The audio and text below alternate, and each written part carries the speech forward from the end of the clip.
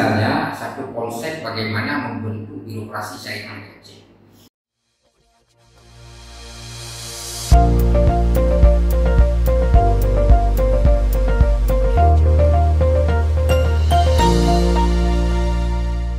Bagaimana latar belakang lahirnya penerapan syariat Islam di Aceh? Jadi terkait dengan sejarah penerapan syariat Islam di Aceh, sebenarnya dia ada dua fase. Kalau kita lihat fase pertama itu di era Darul Islam. Jadi ketika waktu itu Tengku Muhammad Dobri, ini sebelum Darul Islam, beliau ada dialog dengan Soekarno. Soekarno meminta bantuan tenaga dan material kepada Dobri, meminta kepada masyarakat Aceh dari Dobri untuk mempertahankan kemerdekaan Indonesia yang waktu itu sedang mengalami agresi militer Belanda. Waktu itu terjadi dialog dan ada satu permintaan Dobri kepada Soekarno bahwa nanti Aceh supaya diberi hak menjalankan syariat Islam. Soekarno menyetujui permintaan Dobri, tapi kemudian Dobri mungkin ada rasa kurang percaya. Beliau menyodorkan kertas kepada Soekarno supaya Soekarno menuliskan janjinya tersebut. Tapi kemudian Soekarno dengan sangat politis menjawab bahwa pasti syariat Islam akan diberikan kepada Aceh, mengingat di Indonesia juga mayoritas penduduknya Islam. Tapi kemudian Dobri mengatakan beliau perlu hitam di atas putih supaya ini bisa dijelaskan kepada rakyat Aceh, supaya nanti rakyat Aceh mau berjuang mempertahankan Republik Indonesia. Kemudian mendengar jawaban Dobri, Soekarno menangis dan mengatakan bahwa dia bersumpah bahwa akan memberikan hak menjalankan syariat Islam kepada Aceh.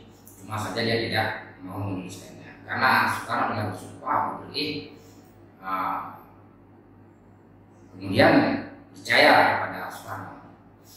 Tapi kemudian setelah agresi militer ini selesai pada tahun-tahun berikutnya, justru apa yang diminta oleh BPI ini yang sebenarnya juga permintaan masyarakat Aceh waktu itu ini tidak diberikan oleh Soekarno, sehingga hal ini perlu mendorong munculnya ataupun meletusnya Darul Islam di Aceh itu pada 53. Ini salah satu alasan terjadinya pemberontakan Darul Islam di Aceh.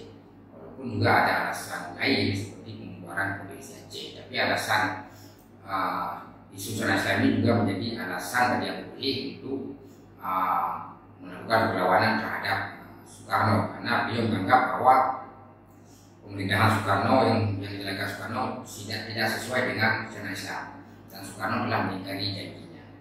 Ini fase pertama. Jadi permintaan Dobri pada waktu itu tidak dilaksana di Aceh. Kemudian ketika terjadi konflik Aceh Merdeka dari 76 sampai dengan 2005, ini ketika konflik telah memuncak kira-kira tahun 98, 99 sampai 2000-an. Ini banyak pihak di Aceh karena memang konflik sudah sangat parah. Ini mengajukan berbagai solusi untuk penyelesaian konflik. Jadi waktu itu pihak mahasiswa misalnya dan juga masyarakat Aceh ini sempat melakukan satu aksi yang disebut dengan aksi menuntut referendum yang pusatnya di Masjid Raya. Ini adalah satu solusi untuk penyelesaian konflik. Artinya konflik bisa diselesaikan melalui referendum. Tapi kemudian tuntutan referendum ini tidak diterima oleh pemerintah Republik Indonesia. Kemudian ada juga pihak-pihak lain, misalnya pihak-pihak dari dunia kampus waktu itu, para intelektual ini mendorong supaya para pihak melakukan dialog. Dari para pihak antara RI dan juga melakukan dialog supaya konflik ini selesai. Ini juga tidak terlaksana waktu itu. Kemudian ada satu kelompok lagi, kelompok masyarakat Dayak waktu itu. Mereka mengajukan penerapan syariat Islam sebagai solusi penyelesaian konflik. Dan waktu itu beberapa perwakilan daripada ulama Dayak ini menjumpai Gus Dur dan menyampaikan hal tersebut. Dan kemudian pemindahan ini disetujui oleh pemerintah Jakarta. Jadi sejak 2002 diberlakukanlah syariat Islam di Aceh. Ini fase yang kedua. Jadi kalau bicara sejarahnya saya pikir demikian, dan sampai saat ini syariat Islam telah berjalan di Aceh selama 20 tahun, dari 2002 sampai dengan 2022. Dan setelah dia diimplementasikan, ini secara umum memang kemudian dia diterima oleh masyarakat Aceh, walaupun penerapan syariat Islam ini juga sebenarnya tidak bisa mengakhiri konflik, karena konflik terus berlangsung sampai dengan 2005, baru berakhir pada 15 Agustus ketika ditandatangani MOU di Helsinki. Berakhirnya juga melalui proses dialog. Jadi demikian kita bicara sejarah syariat Islam di Aceh. Bagaimana pandangan Pak Khairil tentang fenomena penerapan syariat Islam di Aceh pada hari ini? Penerapan yang dilaksanakan, penerapan syariat Islam, ini kita bicara penerapannya. Ini sudah 20 tahun. Menurut yang kita amati, keinginan untuk melaksanakan syariat Islam secara kafah yang ini dikampanyekan dan didengungkan dari dulu ini sampai saat ini belum kafah. Jadi belum semua aspek kehidupan di Aceh ini diatur melalui kanun-kanun syariat. Jadi ada banyak sekali ruang-ruang kosong yang belum dimasuki oleh syariat.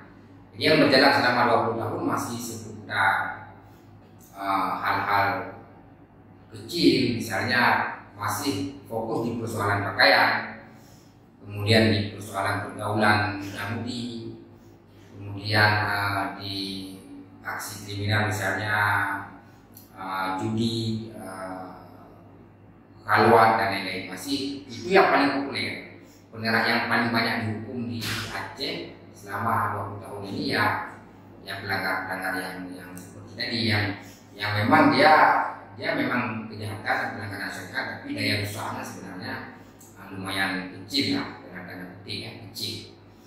Tapi banyak aspek lain yang sampai sekarang belum diatur dalam kanun-kanun syariat. Artinya elit-elit kita di Aceh sepertinya sampai 20 tahun sudah bisa dilakukan evaluasi. Sampai saya ini belum ada misalnya satu konsep bagaimana membentuk birokrasi syariat di Aceh. Ini belum terlaksana, sampai bahkan idenya pun belum muncul dari para elitnya, apakah dari eksekutif ataupun legislatif. Jadi tidak ada konsep misalnya kita bentuk satu birokrasi syariah yang bebas dari korupsi, bebas nepotisme, bebas pelanggaran-pelanggaran lainnya. Ini tidak ada, dan tidak ada kanun yang mengatur tentang bagaimana birokrasi syariah itu diciptakan.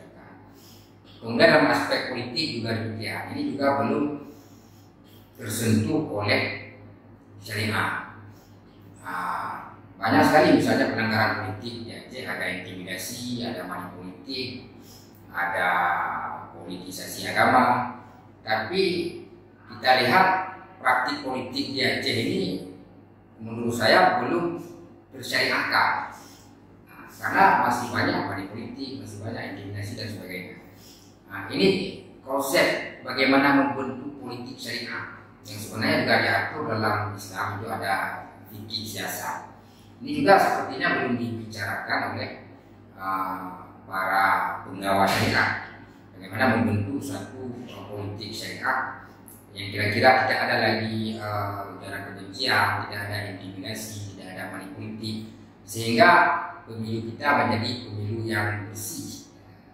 Ini tidak ada kanunnya sampai dengan saat ini.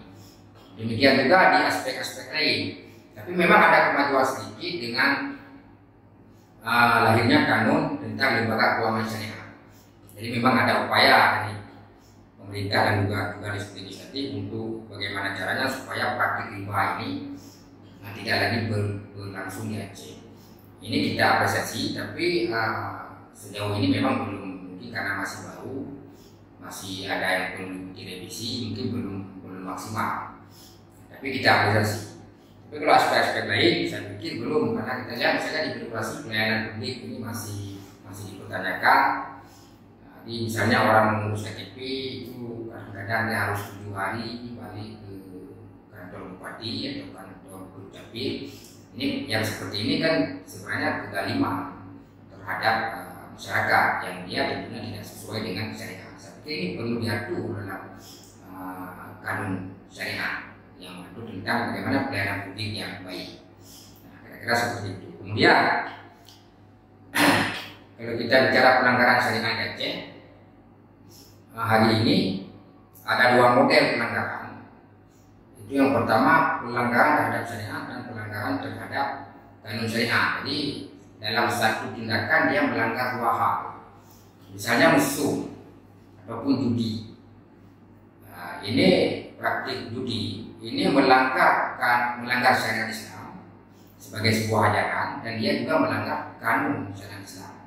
Tapi kemudian di sisi lain ada kejahatan lainnya, misalnya praktik korupsi, pelayanan publik yang buruk ataupun hal-hal lain. Itu juga sebenarnya melanggar syariat, tapi dia tidak melanggar kanun syariat karena memang terjadi kekosongan hukum di sana. Tidak ada hukum yang dalam bentuk kanun syariat yang mengatur demikian. Sehingga kejahatan-kejahatan seperti itu masih diselesaikan dengan hukum konvensional. Bagaimana harapan ideal Bapak Khairil terhadap penerapan syariat Islam? Saya pikir kalau bicara syariat Islam, memang orang Aceh benar hampir semuanya Islam, 90% lebih Islam. Tapi kan kualitas keislaman orang Aceh ini kan berbeda-beda. Ada yang memang dia menjadi Islam memang karena pengetahuannya.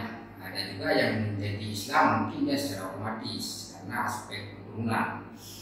Jadi saya pikir bicara kualitas keislaman itu tentunya beda-beda antara satu orang Aceh dengan orang Aceh yang lainnya. Jadi saya pikir penerapan syariat kita jangan hanya terfokus pada hukuman. Jadi jangan dikedepankan hukuman. Jadi yang pertama kalau bisa kan bagaimana penggawa-penggawa syariat ini memberikan pendidikan dulu yang memadai kepada masyarakat dengan berbagai cara supaya masyarakat paham bahwa ini melanggar syariat, ini melanggar syariat, sehingga nanti kemudian bisa kita harapkan bisa muncul kesadaran syariat. Jadi ketika mereka tidak melakukan pelanggaran itu bukan karena mereka takut kepada kanun, tapi karena memang kesadaran syariat, karena mereka paham bahwa ini tidak sesuai dengan syariat Islam.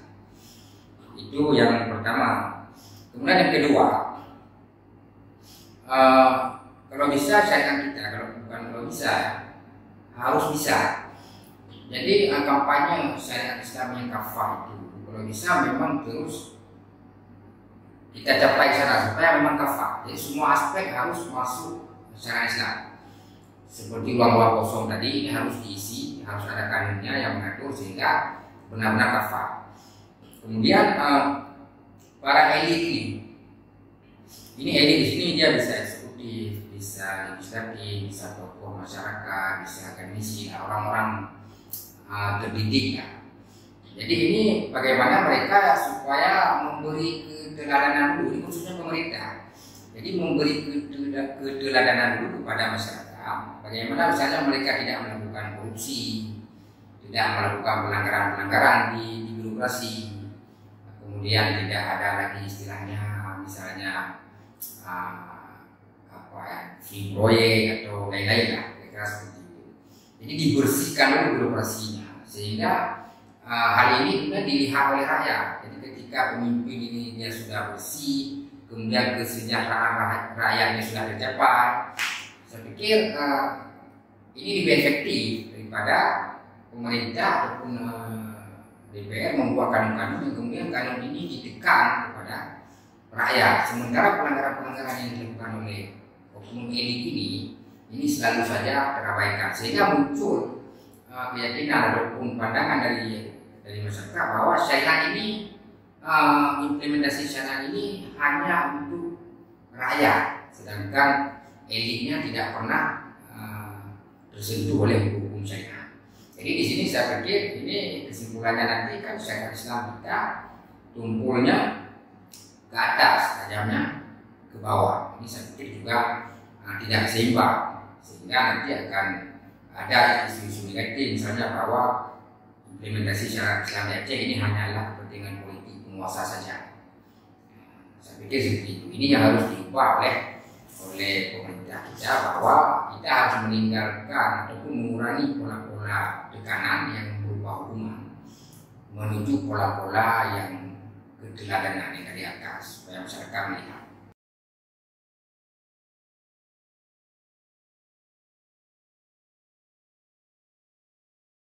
Apalagi sekarang di era media sosial, ini kan eksekusi cambuk kalau dilakukan di depan umum ini kan direkam oleh masyarakat, kemudian disebarkan di media sosial. Ini kan menjadi aib bagi si pelanggar ini seumur hidupnya. Atau bahkan setelah dia sudah tidak ada lagi, sudah meninggal, dia punya anak, kemudian anaknya melihat video yang dia. Saya pikir ini hal-hal seperti ini sangat tidak syar'i. Karena kenapa? Karena kita telah menghukum seseorang melebihi kesalahannya. Misalnya dia melakukan praktik judi, katakanlah dia divonis hukum cambuk misalnya 30 atau 40 kali. Dia sudah menerima hukuman cambuk 40 kali. Sebenarnya ketika dia sudah menerima hukuman cambuk 40 kali sudah selesai. Tapi karena dia dihukum di depan publik, dia belum selesai, dia masih merasa malu dan video-video eksekusi ini masih tersebar. Ini kan kita memberikan hukuman kepada hal-hal yang dia tidak lakukan. Jadi melebihi kesalahannya. Kesalahannya cuma judi, sudah dicambuk 40 kali, sudah selesai. Tapi dampak malu, dampak video yang mereka ini kan terus berlangsung, terus tidak hilang. Ini saya pikir makanya kita kembali ke Pergub saja, Pergub yang pernah dikeluarkan oleh Gubernur Irwandi, kalau saya tidak salah itu 2018. Jadi supaya eksekusi ini dilaksanakan di ruang tertutup, tidak perlu di depan publik. Saya pikir ini harus diubah, karena kalau di depan publik ini kan ada efek malu, walaupun sebagian pihak mengatakan ini sebagai efek jerah, tapi sebenarnya efek malu ini yang lebih parah secara psikologis. Kemudian menjadi tidak berbeda eksekusi yang dilakukan oleh negara dan eksekusi yang dilakukan oleh massa oleh depan publik. Saya pikir seandainya memungkinkan ini kembali saja ke Pergub yang pernah dikeluarkan tadi, agar para pelanggar syariat ini dieksekusi secara tertutup. Demikian.